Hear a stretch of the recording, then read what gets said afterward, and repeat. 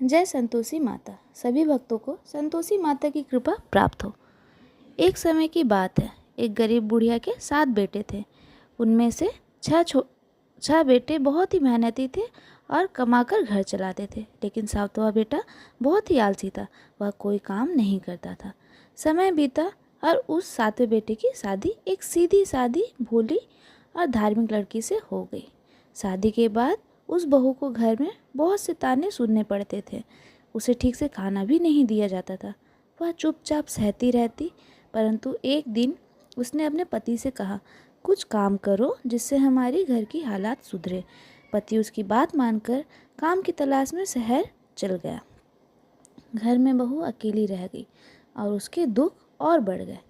एक दिन उसने सुना कि संतोषी माता का व्रत करने से हर मनोकामना पूरी होती है। यह सुनकर उसने हर शुक्रवार को व्रत रखना शुरू कर दिया। वह पूरे नियम से व्रत करती, गुड़ और चने का भोग लगाती और कथा सुनती। सबसे ज़रूरी बात, वह खट्टा बिल्कुल नहीं खाती थी। धीरे धीरे संतोषी माता उसकी भक्ति से प्रसन्न होने लगी। उधर उसका पति शहर में बहुत मेहनत कर रहा था। माता की कृपा से वह सफल हो गया और खूब धन कमाने लगा। एक दिन उसे अपनी पत्नी की याद आई और वह घर वापस आ गया।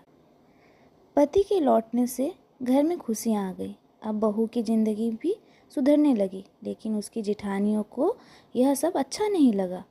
उन्हें जलन होने लगी। उन्होंने बहू का व्रत तोड़वाने की योजना बनाई।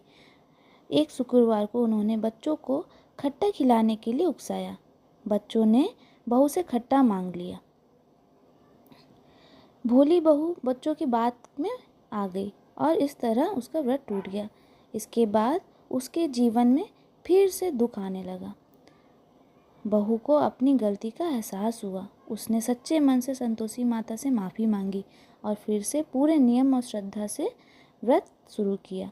माता के आशीर्वाद से इस बार संतोषी माता उससे बहुत प्रसन्न हुई।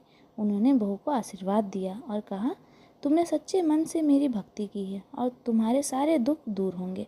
माता के आशीर्वाद से उसका जीवन सुख, शांति और समृद्धि से भर गया। जय संतोषी माता की।